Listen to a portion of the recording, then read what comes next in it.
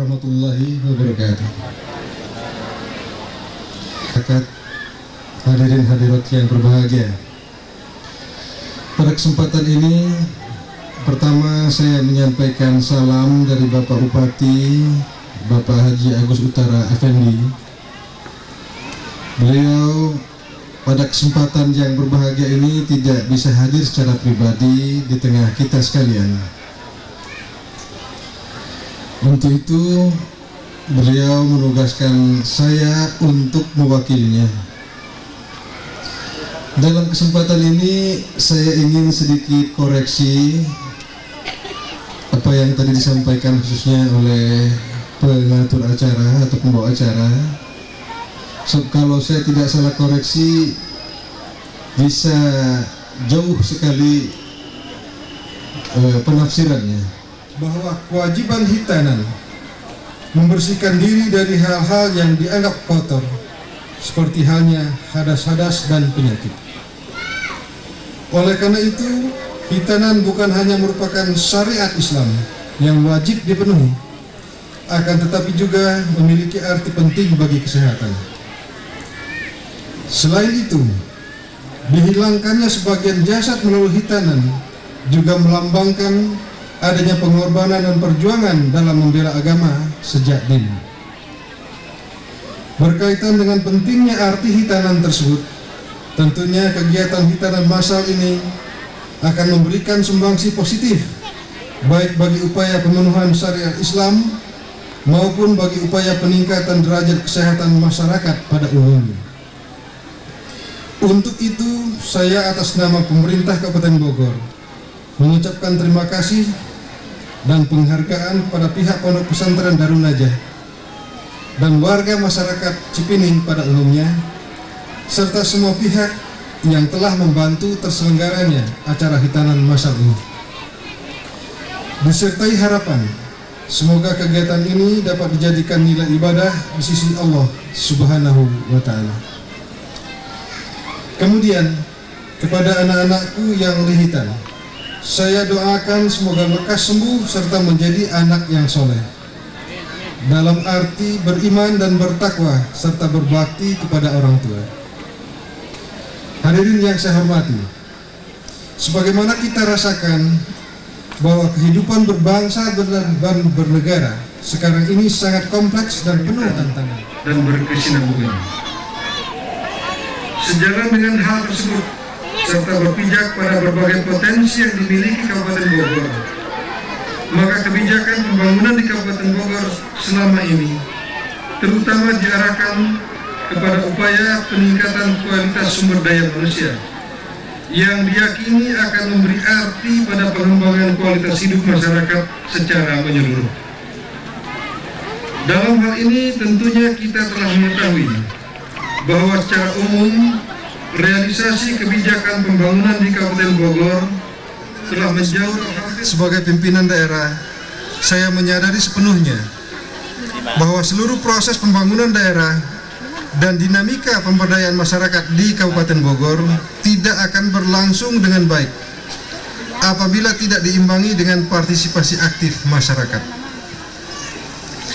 Oleh karena itu, melalui kesempatan ini, perkenankanlah saya menyampaikan terima kasih dan penghargaan setinggi-tingginya kepada para alim ulama, tokoh masyarakat dan seluruh warga masyarakat Kabupaten Bogor, termasuk yang berada di Kecamatan Cigudeg dan sekitarnya, atas segala perhatian dan peran sertanya selama ini, khususnya dalam usaha menciptakan situasi yang kondusif, aman dan tentram sebagai landasan yang kokoh bagi suksesnya pembangunan di segala bidang.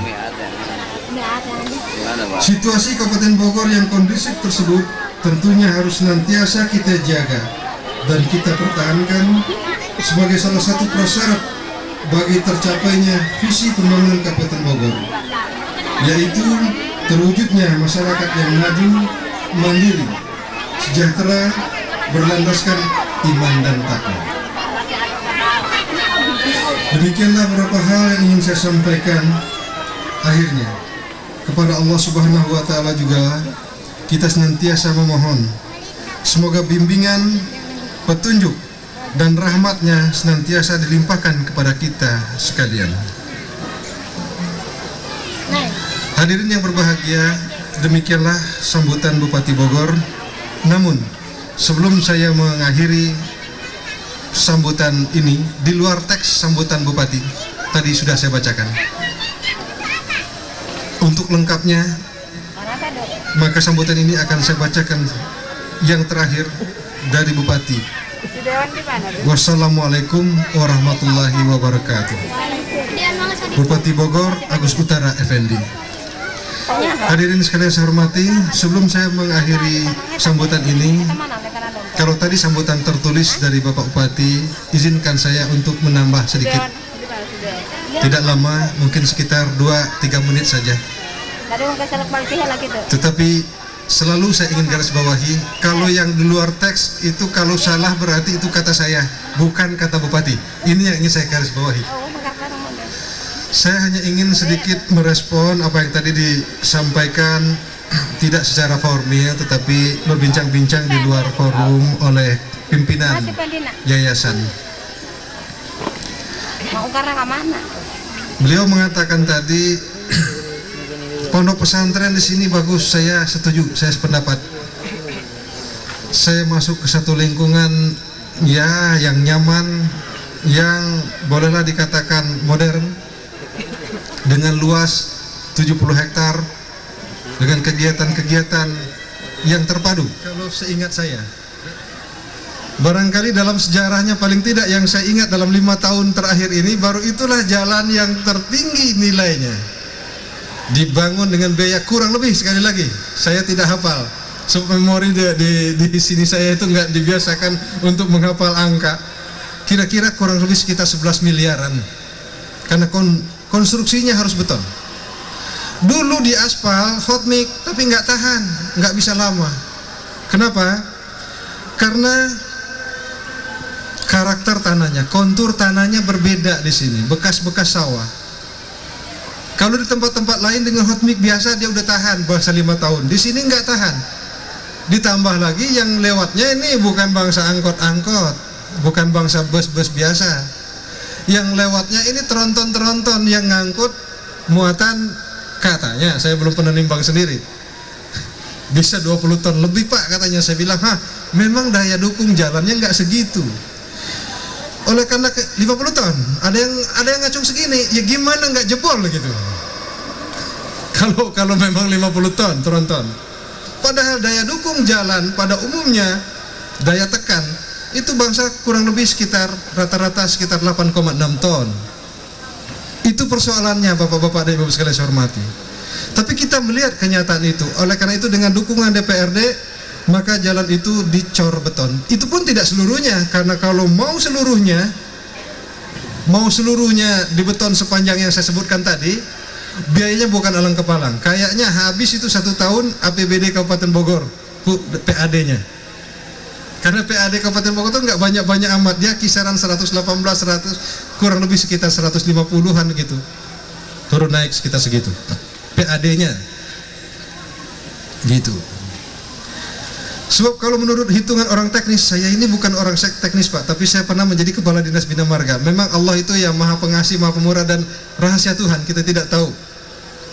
Saya tidak bisa soal ngitung teknis, tapi hitung-hitungan orang teknis untuk 1 kilometer dengan lebar kurang lebih sekitar 8 meter, tahun 2002 dihitung kira-kira dibutuhkan biaya 1,4 miliar untuk per kilometer jalan. Untuk per kilometer. Oleh karena itulah maka kita nggak cor semuanya, maksudnya dengan konstruksi cor. Kalau aspal biasa hot mix ya tidak begitu biayanya. Tapi itu tadi jebol lagi nggak tahan dia kalau 50 ton Pak. Nggak tahan, ya mana tahan. Jamak kalau 3 bulan udah jebol lagi juga itu. Oleh demikian maka ya tentu potensi di sini nampaknya ini lebih kepada galian C ya, lebih kepada galian C nampaknya begitu. Walaupun kita kembangkan kepada pertanian dan lain-lain, tapi untuk jalan yang Bunar Lebak Wangi kita usulkan ke provinsi, mudah-mudahan mendapat perhatian provinsi. Saya lihat sudah ada pemeliharaan dari provinsi, tetapi juga mereka barangkali kalau membangun seperti yang sudah kita bangun itu nampaknya juga belum ada anggarannya dari provinsi. Jadi perlu saya jelaskan bahwa jalan yang sekarang kita lintasi, Bunar Lebak Wangi sampai Parung Panjang, itu jalan provinsi statusnya. Kalau yang lintas antara kabupaten dengan kota atau antara kabupaten dengan kabupaten itu statusnya jalan provinsi. Ada juga yang jalan negara. Menurut undang-undang tentang jalan, maka yang berwenang mengelola, merawat dan seterusnya jalan itu adalah sesuai dengan statusnya. Kalau jalan kabupaten oleh pemerintah kabupaten, kalau jalan provinsi oleh jalan provinsi. Ini yang jadi susah. Rakyat tidak tahu. Pokoknya nggak tahu deh Pak, yang penting kita jalan taunya baik deh, kita nggak tahu statusnya kayak mau jalan negara, kayak mau jalan provinsi, kayak mau jalan kabupaten. Ini yang susah. Itu satu hal. Hal yang kedua, memang keterbatasan dana atau anggaran dari pemerintah kabupaten untuk membiayai jalan-jalan yang ada di Kabupaten Bogor ini. Tapi mudah-mudahan dengan dukungan semua pihak kita ingin memperbaiki keadaan yang ada, kita ingin meningkatkan keadaan yang ada, tentu dengan berbagai upaya. Di samping kemampuan daerah sendiri, kemampuan pemerintah kabupaten, kita harapkan juga barangkali dukungan-dukungan biaya dan itu senantiasa ada mau dari provinsi maupun dari pusat. Hadirin yang berbahagia, saya melihat dalam jadwal acara waktunya hanya dibatasi 20 menit. Saya takut keterlanjuran. Memang kalau bicara di sini kadang-kadang kita tidak sadar, perasaan baru 10 menit padahal udah lebih. Oleh karena itu saya tidak akan berpanjang lebar lagi. Mohon maaf tadi saya menambahkan sekedar informasi, barangkali tidak ada salahnya, karena kalau saya terlalu terpaku dengan teks barangkali kemudian ada informasi-informasi yang tidak dapat direspon pada saatnya. Saya kira demikian, kurang lebihnya saya mohon maaf yang besar-besarnya. Billahi taufik wal hidayah. Wassalamualaikum warahmatullahi wabarakatuh. Bapak Kiai Haji Jamhari selaku pimpinan Pondok Pesantren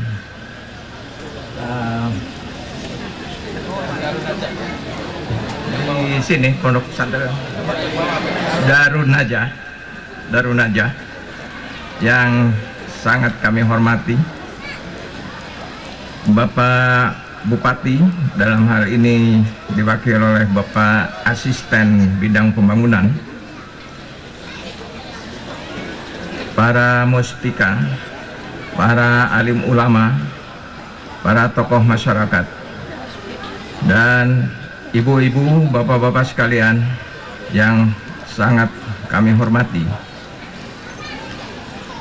Beliau minta disampaikan bahwasanya beliau tidak bisa hadir pada kesempatan yang sangat membahagiakan ini dikarenakan beliau sudah ada acara yang sudah direncanakan jauh sebelumnya, sehingga pada waktu kemarin Bapak Kiai Haji Jamhari hadir di Jakarta berjumpa dengan Pak Edi. Beliau menyatakan bahwa sangat menyesal bahwa tidak bisa hadir memenuhi acara di sini karena memang sudah ada acara yang dijadwalkan. Demikian juga Bapak Tri Sutrisno. Pada waktu saya memberitahukan beliau bahwa ada acara di sini, beliau juga menyampaikan rasa menyesalnya tidak bisa hadir di sini. Tapi beliau menyatakan bahwa biarpun secara fisik tidak berada di sini, beliau menyatakan bahwa secara batin beliau selalu akan berada bersama saudara-saudara dan bersama kita semua di sini. Saya akan menyampaikan beberapa pesan lagi. Pertama adalah pondok pesantren ini merupakan suatu pusat penyebaran kebaikan. Dimanapun juga, apapun juga alirannya, tapi yang namanya pondok pesantren adalah selalu menjadi pusat penyebaran dari kebaikan. Beliau berpesan bahwa memperingati Maulid Nabi besar Muhammad Sallallahu Alaihi Wasallam yang kita cintai itu hendaknya diberi makna sesuai dengan peringatan itu sendiri, yaitu bahwasanya kita harus bertekad dan berniat untuk meneladani kehidupan beliau, apalagi dari pusat-pusat penyebaran kebaikan seperti pondok pesantren ini. Beliau mengingatkan bahwa Nabi besar kita adalah betul-betul beliau menunjang seperti apa yang dikatakan atau menjadi semua yang di sini, bahwa beliau selalu berdiri di atas dan untuk semua golongan di dalam mewujudkan kebaikan itu. Bagaimana beliau memberikan contoh tentang prinsip ini pada waktu beliau mulai hijrah ke Madinah. Beliau mendirikan masyarakat Madani atau yang kita sebut sekarang ini dengan kata-kata yang modern, civil society itu. Beliau di sana sebagai seorang manajer, seorang pemimpin yang memanfaatkan semua orang, tidak mengenal alirannya, tidak mengenal agamanya, tidak mengenal sukunya, tapi semuanya diajak berperan dalam rangka membangun untuk kepentingan semuanya, untuk kebaikan semuanya. Itu salah satu teladan beliau. Kemudian juga beberapa bulan sebelum beliau wafat, beliau juga pidato tentang bagaimana perlunya mewujudkan kebersamaan di antara, bukan di antara kaum muslimin saja, tapi seluruh umat manusia. Itu beliau berpidato masalah pentingnya kebersamaan. Ini yang oleh Pak Edi dipesankan kepada saya, tolong sampaikan bahwa memperingati Maulid Nabi berarti kita memperkuat niat kita untuk meneladani di dalam hal kehidupan yang baik ini, khususnya di dalam kaitan negara kita dalam kondisi seperti sekarang ini. Salah satu syarat untuk bisa keluar dari keadaan yang kurang menguntungkan ini adalah kebersamaan, persatuan. Kami hanya sampai sejauh mana kami bisa membantu, itu adalah urusan yang lain. Tadi Pak Kiai dengan jelas menyatakan nekat membangun masjid ukuran 15 kali 15, meskipun baru mampu membangun fondasi, tetapi Allah tentunya mempunyai jalan dan akan memberikan jalan. Dan kalau kita lalu berpartisipasi, itu semuanya adalah karena Allah. Dia menuntut agar orang itu berbuat baik kepadanya. Nganteran ranginang dengan harapan sugan kedendai harapan rekorban. Akhirnya orang kirim ranginang heula supaya dibayar. Bagaimana mungkin kita bukan penebar kasih sayang akan mendapat kasih sayang dari orang lain? Ini 4 bunga bangkai. Perbedaan antara diri kita dengan Rasulullah, seorang pribadi yang siap. Ini perlu kita hindari. Inilah orang-orang gelisah. Orang-orang seperti ini kalau jadi ayah dan ibu akan melahirkan anak-anak penebar kebatilan, rampok dan narkoba.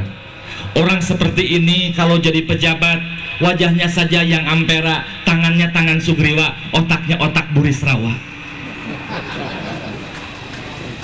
Orang seperti ini kalau jadi ulama, dia menyuruh baik terhadap fakir miskin, tapi mahna can pernah nyaba ke fakir miskin. Ijel manu karya ya. Orang seperti ini kalau jadi presiden, dia akan dengungkan ketuhanan yang Maha Esa, tetapi yang dia jalankan kesetanan yang luar biasa. Dia akan lantunkan kemanusiaan yang adil dan beradab, tapi yang dia jalankan kemanusiaan yang batil dan biadab. Hoyuh, uruna demo jeung demo liur. Ini ciri yang pertama. Oleh karena itu ibu, untuk menghindarkan penyakit ini, jangan ada bunga bangkai ulah dina jero hate geus teuing di kebun raya bae. Tahu eta mah. Mari kita mandikan hati kita agar bersih. Cintai Allah melebihi kekasih. Susah dan miskin bukan berarti kita tersisih. Ibadah dan pujilah Allah dengan fasih, karena Allah adalah Maha Pengasih. Insya Allah. Mual ayat apa nyawat ibu? Ciri yang kedua yang ada pada diri Rasulullah yang merupakan potret pengikut Rasulullah. Itu mah ngacawe uramanya lah ngomong ieu ngacawe ieu urang pengikut Rasul lain aya letoh geus ribut ngomong sagala rupa Muhammadiyah aya mah urang ngaca. Kita pengikut Rasul atau bukan? Yang kedua adalah ajakannya penuh hikmah dan jamaah. Ngajak sholat teh ngeunaheun ya. Kasep ujang nuju naon? Nuju gapleh Pak. Oh, Bapak di mana? Bade ka masjid. Lama-lama malu itu orang. Tinggalinya orang aya dongeng anu heubeul, ada dongeng agak lama. Sering kita dengar Rasulullah seorang pemimpin umat yang sangat besar. Itu pergi ke masjid, cerot gitu, diludahi. Asal ke masjid cerot, ludah tertuang di dalam pundak Rasulullah yang bening putih dan suci. Satu ketika kita sudah tahu kenapa orang ini tidak meludahi. Cek Rasulullah kamana? Ternyata si emang biasa nyiduhan di loteng. Iya andai itu kita geus ditah kasihna Umar tolonglah, ini kan nama baik akang, jangan begitu amat lah, coba ajar eta budak demi tegaknya akidah Islamiyah. Kira-kira boh kitu eta mun urangnya. Tetapi Rasulullah tidak. Naros ka DKM arimang eta ka mana? Nah Rasul teu terang gitu, teu da amang wales. Masya Allah. Lalu Rasulullah mengetuk pintu, assalamualaikum. Dijawab waalaikumsalam. Siapa ini? Muhammad. Muhammad mana? Muhammad aja pokoknya. Tidak dikunci. Masuk Rasulullah, ngagebeg, kaget ini orang, takut Rasul dendam. Jangan kau khawatir. Dari mana engkau tahu? Ya Rasulullah, aku sedang sakit. Biasanya kan akang ngaludahan abdi. Hari tadi kok tidak sih? Maka saya akan menjenguk. Sungguh saudaraku belum tahu dan belum pernah menengok. Sungguh semuanya belum ada yang tahu. Tapi engkau seorang yang mulia. Ajarkan kepadaku 2 kalimat syahadat ya Rasulullah. Rasul belum pidato. Rasul can muka kitab koneng, can macana naon. Tetapi dengan ajakan penuh hikmah, Islam terhantar dengan cahaya-cahaya kearifan. Ibu bapak sekalian, contoh ada kisah belakangan ini yang agak ramai sampai dari serem-serem kita nonton Irak lupa, serem-serem penyakit SARS lupa. Ada kasus yang sangat heboh, ya. Kisah apa itu, Bu? Kita ganti aja supaya tidak gibah teuing, gibah kena IG. Kisah seorang ratu obeng. Obeng aja lah, ganti ya. Pro kontra antara Tuan Raja dengan Ratu Obeng. Belakangan saya diundang oleh Tuan Raja bertempat di rumahnya dai sejuta umat, mohon buat karana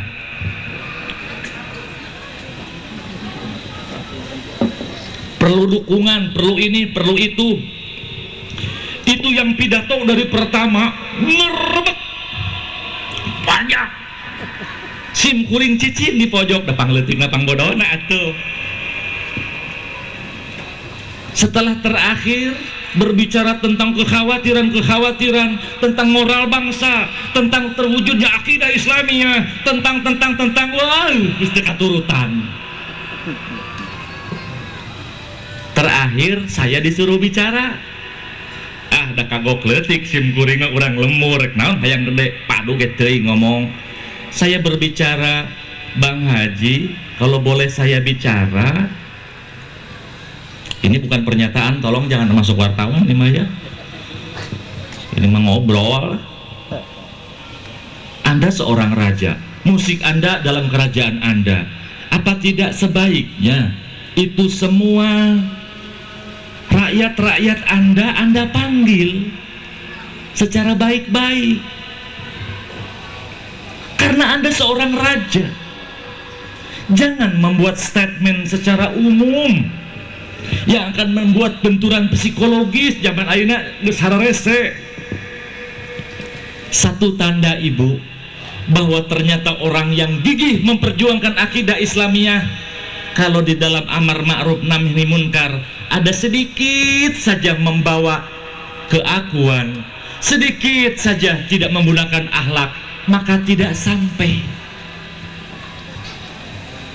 Yang lucu sebelah sana yang ngebela itu mah orang-orang anu hatena geus tanam bunga bangkai dan geus eta mah. Kenapa? Negara kita ini sudah miskin komoditas. Apa saja yang menjadi komoditas politik diangkat, apa saja yang menjadi komoditas eksistensi dibawa demi membesarkan diri, demi membesarkan apa saja. Nepi ka teu terang mana nu hak jeung mana nu batil. Bahkan aya guru simkuring tokoh bangsa teu nempo-nempo acan ngabela.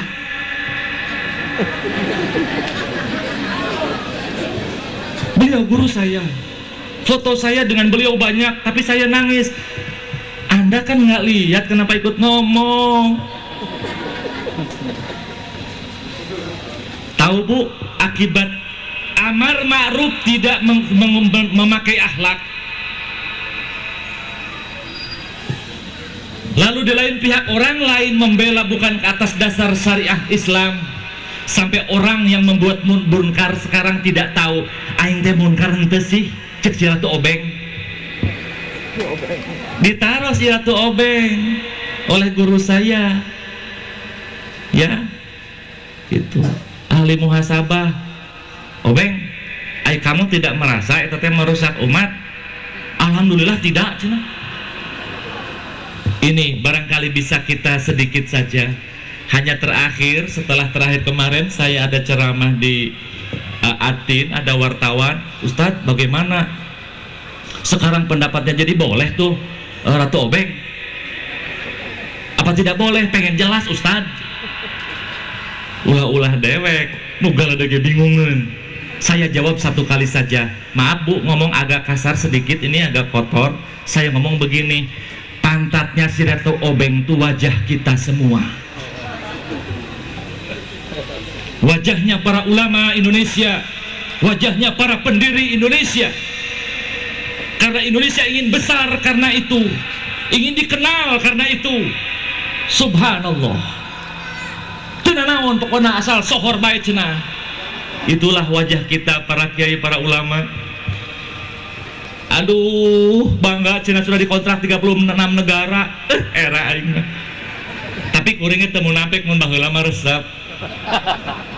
Nya da simkuring mah lain kiai atuh ibu nya, ngadoakeun ku ibu mudah-mudahan istiqomahnya Bu. Yang kedua, komposisi para sahabat dari ajakan hikmah dan jamaah. Kita lihat di sana ada Abu Bakar, ulama diplomat, ada Umar, seorang jenderal panglima perang, ada Utsman, seorang ekonom, ada Ali, seorang pemuda intelektual, menyatu dan berpadu. Orang, apakah seperti itu? Padahal Rasulullah Shallallahu Alaihi Wasallam SK-na nomor 01, nomor 01 garis miring Allah garis miring Mekah, tahun sabarata, tahun gajah, tahun sabarata. Orang kakarak menang SK 0201 tipe camat. Aduh eta, tidak perlu dukungan dan bantuan orang lain, tidak perlu kejamahan. Ini yang harus kita waspadai ibu dan bapak sekalian. Dan ciri daripada Rasulullah ajakannya penuh hikmah dan jamaah. Ketika beliau hijrah, ketika datang wahyu agar segera hijrah, Rasulullah berpidato, wahai saudara-saudaraku, waktunya berhijrah, segeralah engkau berangkat. Ini sudah terhimpit kita, sudah dikejar untuk dibunuh. Lalu sahabat-sahabat dan rombongan Rasulullah, iya siap ya Rasulullah, tapi engkau bagaimana? Engkau saja duluan. kalian saja duluan, karena sesungguhnya tentara kafir Quraisy mencari saya. Dia akan membunuh saya. Kalau kalian berbarengan dengan saya, bakal papa letot maneh. Dengan ketetapan hati bismillahirrahmanirrahim, urang segala sesuatu berbuat hade kasen sanes semata-mata mengharap rahmana Allah subhanahu wa ta'ala, tidak berharap apa-apa. Ibu dan bapak sekalian, oleh karena itu obat yang kedua, mari kita luruskan akidah, perbanyak ibadah, tetaplah istiqomah, dan majulah berjamaah. Agar ada apa? Agar kita senantiasa napak jeung nincak dina petunjuk Rasulullah sallallahu alaihi wasallam. Dan yang ketiga, ciri potret pengikut Rasulullah adalah memakai pakaian kemuliaan. Ya, pakaian kemuliaan itu apa? Jubah sanes, ban Vespa dinasirah sanes.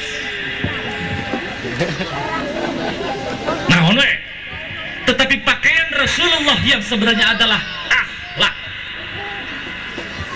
Kita tidak disuruh mengadopsi budaya Arab. Sanes teu kengingnya kan resep nganggo jubah mangawae. Sae. Tetapi alangkah indahnya kalau kita berbaju akhlak dulu. Lalu kita berjubah, rek naon urang make jubah, make udeng ai belegug mah. Ngomong paduai, ngomong ngeunahna. Ai, ieu si bapak. Mari kita belajar tidak bersembunyi di dalam pakaian, tidak bersembunyi di dalam kata-kata, tidak bersembunyi di dalam jabatan. Mari kita, Allah Maha tahu, sireum hideung, lempang dina batu hideung, tengah peuting, pikeun Allah tidak ada rahasia. Mari kita belajar jujur, belajar ajak bicara hati kita dengan kejujuran. Kita tidak disuruh mengadopsi budaya Arab, tapi yang disuruh mengadopsi budaya Islam.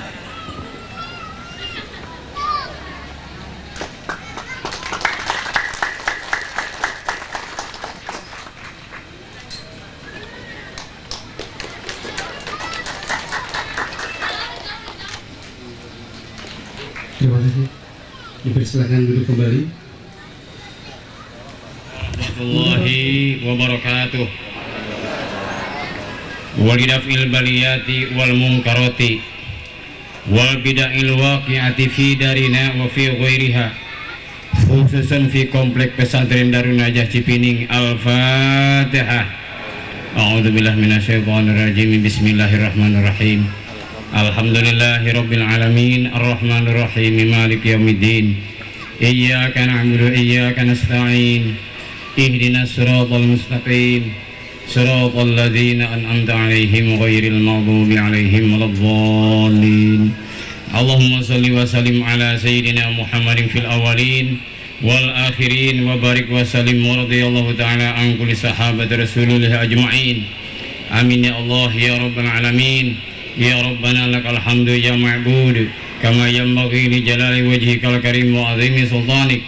Allahumma salli wa sallim ala sayyidina Muhammadin salatan tunajjina biha min jami'il ahwali wal afat wa taqdi lana biha min jami'il hajat wa taqdi lana biha min jami'il hajat wa tutahhiruna biha min jami'is sayyi'at wa tarfa'una biha indaka 'ala darajat wa tuballighuna biha ya Allah aqsal ghayat min jamil khairat fil hayati wa ba'dal mamat.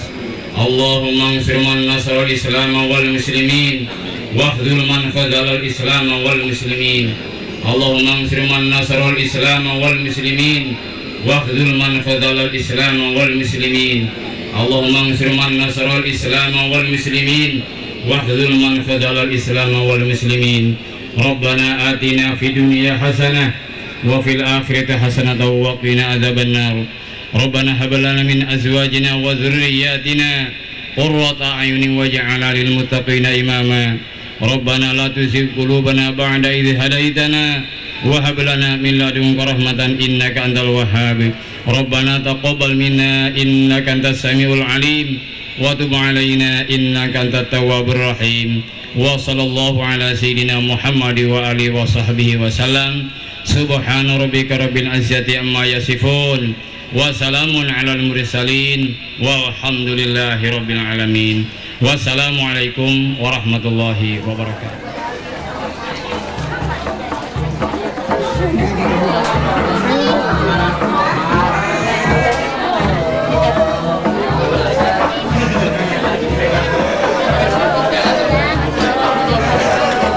yang belum tahu.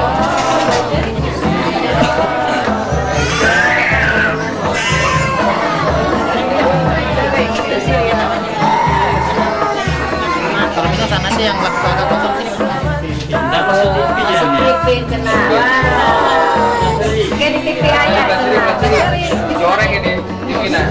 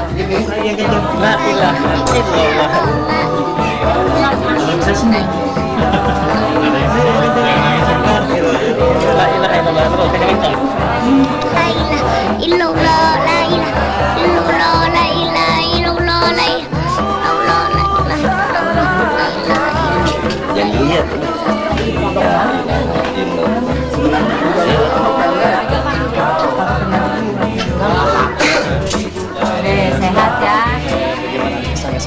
Sampaikan kedekanannya. Ya, kalau masuk ke situ saya agak deg-degan gitu, takut gitu. Melihat anak saya ini nggak bisa gitu. Tapi kalau pas udah diinin, udah disunat, udah lega. Sebagai orang tua gitu, karena ada kan sudah masa. Saya sendiri yang kurang ya, saya berterima kasih kepada Bining yang membaca karena saya mendapatkan suratan masal ini. Terima kasih sekali kepada pihak Yayasan Darul Najah yang telah menyelenggarakan sunatan massal. Mudah-mudahan untuk di tahun-tahun yang akan datang acara sunatan massalnya dipertahankan lagi. Dan acaranya itu dibikin lebih meriah lagi. Dan anak-anaknya juga ya sebelum disunat itu ya istilahnya dikasih kayak ini apa nih, istilah penenang dulu ya, dimana dibikin suasana biar mereka itu tenang. Dari tim kesehatan PTD Puskesmas Cibudai.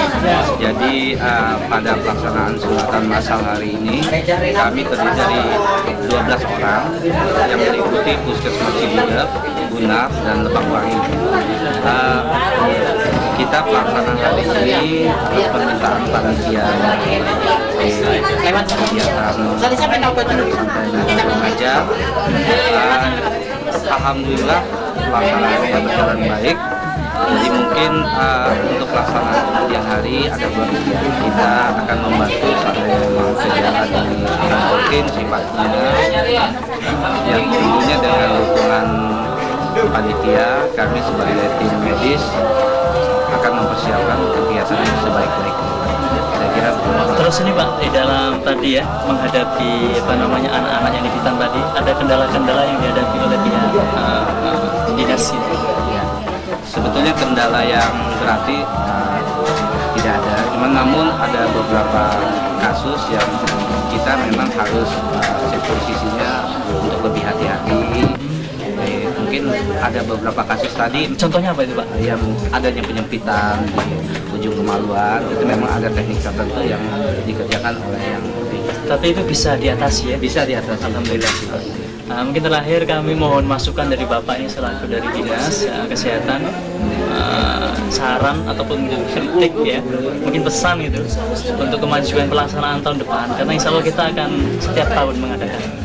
Jadi saran kami, seandainya memang kegiatan ini rutin, mohon panitia bisa mengkoordinasikan kegiatan lebih awal sehingga kita tidak terburu-buru, kita bisa mempersiapkannya dengan baik. Kira-kira ini Pak, berapa tenggang waktunya biar untuk maksimal persiapannya itu? Ya paling nggak kita butuh waktu 1 minggu, karena kita mesti bentuk tim, kita mesti nyiapkan orang-orangnya yang memang kemampuannya sudah terbiasa untuk kegiatan sunatan. Jadi akan lebih bagus kalau kita siapkan minimal 1 minggu ya sebelum hari pelaksanaan. Dosa-dosa besar, Ilahilah tulil firdausi Allah,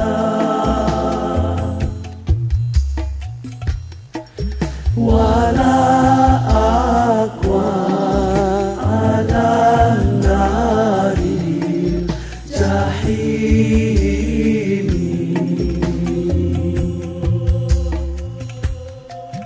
fahabli taubatan waghfir dhunubi,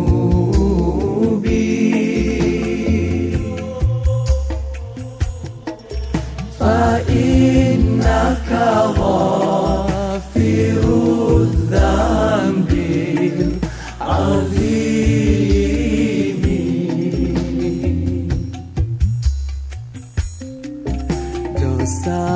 Dosa-dosaku bagaikan pepasir di pantai,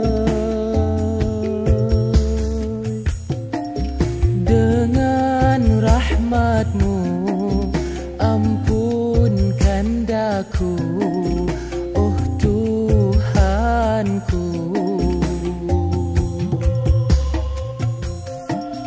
Wahai Tuhan, selamatkan kami ini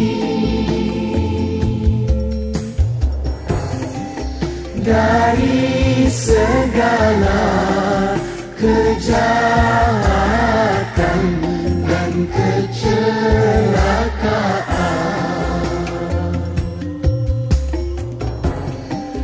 Kami takut, kami harap kepadamu,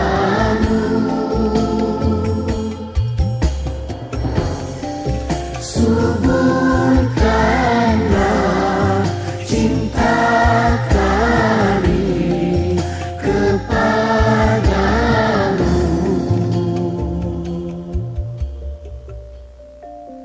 Kamilah hamba yang mengharap belas dari-Mu. Ya Nabi salam, ya Nabi salam, ya Nabi salam, ya Rasulullah, ya Nabi salam, ya Nabi salam, ya Nabi salam, ya Rasulullah, ya Nabi salam.